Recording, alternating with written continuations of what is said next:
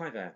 In this week's remote learning, we're going to ask you to review the work that you did last year on the rise and fall of the cattle industry in the West.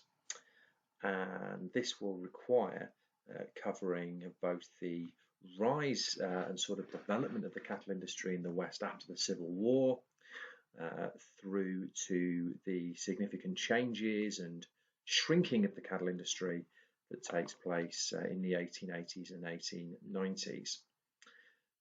In this series of videos, and you can see here what the sequence is going to be. We're going to try and cover all of these key points.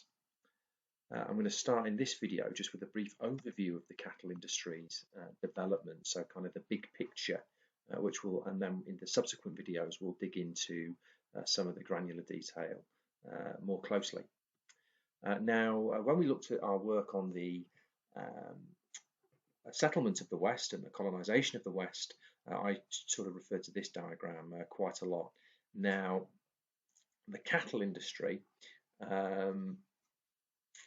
comes within phase 2, so that this kind of aspect of the settlement of the West is in that middle period, really from the end of the Civil War through to about the mid 1870s. And that's the period when the cattle industry is booming and at its peak in the West.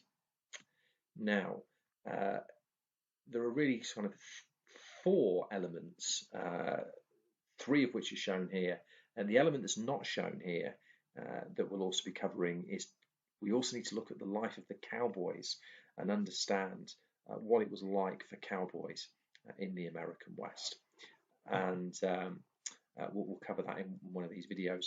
In terms of the sort of chronology, we start by looking at the development of the cattle industry, the impact of the Civil War on that, the growth of the railroad and its importance, and then the contribution of 3 key individuals to the development of the cattle industry. We'll look at Joseph McCoy's work in creating the town of Abilene in Kansas, the work of Charles Goodnight, and for a period of time his partner Oliver Loving in developing the Goodnight-Loving Trail, and then the work of John Iliff, who developed the open range ranching on the plains.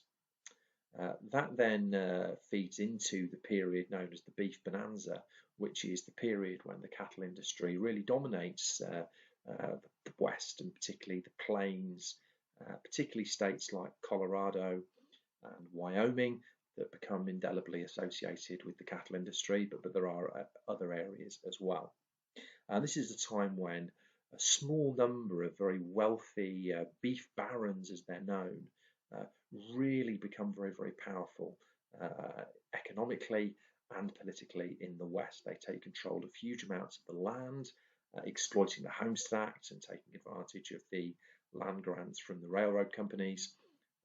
And these guys become really significant in exerting control over the West. Now, by the time we get into the late 1870s, it's the 1880s, the cattle industry starts to have problems. It starts to enter hard times. There are significant issues in terms of the price of beef starts to fall. We get overstocking on the plains with kind of negative consequences for the supplies of grass.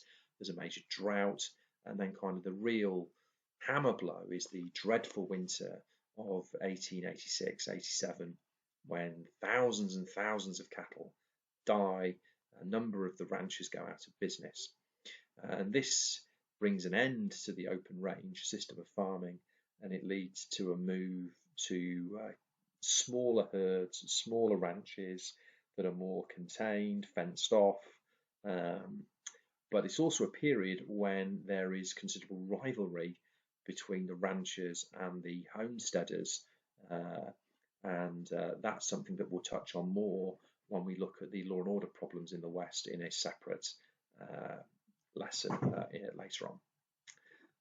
Okay, in our next video we're going to look at the origins of the Western cattle industry in Texas, and then the impact of the Civil War.